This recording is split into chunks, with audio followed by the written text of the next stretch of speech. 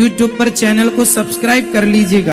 D media times में आपका स्वागत है। इस चैनल के माध्यम से परम पूज्य श्री अनिरुद्धाचार्य जी महाराज की अच्छी बातों को देश दुनिया में पहुंचाने का हमारा प्रयास है, जो आप सभी श्रोताओं के सहयोग के बिना संभव नहीं है। यदि आप श्री अनिरुद्धाचार्य जी महाराज से प्यार करते हैं तो हमारे चैनल को अधिक से अधिक सब्सक्राइब करें, लाइक करें और शेयर करें। राधे राधे। भाव का भूखा हूं मैं, भाव ही बस सार है, भाव से मुझको भजे तो बेड़ा सबका पार है। उत्तर प्रदेश के मेरठ में आयोजित श्रीमद् भागवत कथा में कथावाचक श्री अनिरुद्धाचार्य जी महाराज ने रविवार को श्रोताओं को भगवान भक्त के भाव को कैसे ग्रहण करते हैं मधुमक्खी का उदाहरण देते हुए समझाया। अनिरुद्धाचार्य जी महाराज ने कहा कि जिस तरह मधुमक्खी पुष्प से शहद पराग को ग्रहण करती है और पुष्प को अपनी वास्तविक स्थिति में छोड़ देती है, उसी तरह भक्त के भाव से भगवान को जो समर्पित किया, भगवान ने भक्त के भाव को पुष्प में मौजूद शहद को ग्रहण कर लिया।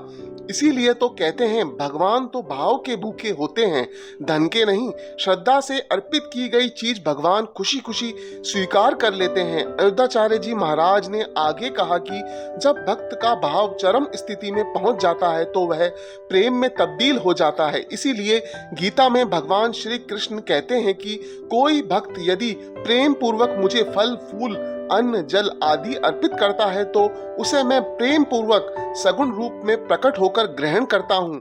भक्त की यदि भावना सच्ची हो, श्रद्धा और आस्था प्रबल हो तो भगवान उसके भोजन को अवश्य ग्रहण करते हैं।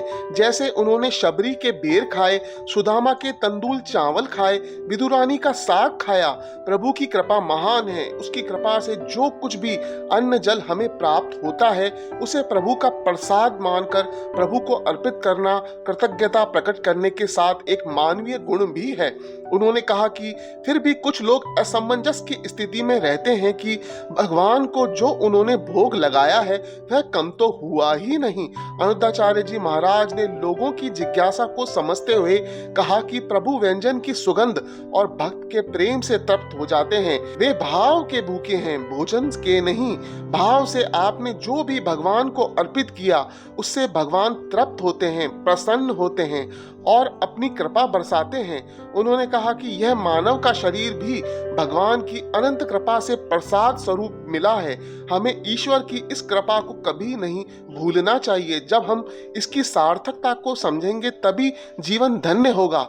वैसे जीवन में हमें जो कुछ भी मिला है वस्तुतः वह हमारे कर्मों का फल होता है, परंतु जब हम उसे प्रभु का दिया हुआ प्रसाद मानकर ग्रहण करते हैं तो बात कुछ अलग होती है। हमारा हर कर्म पूजा बन जाता है।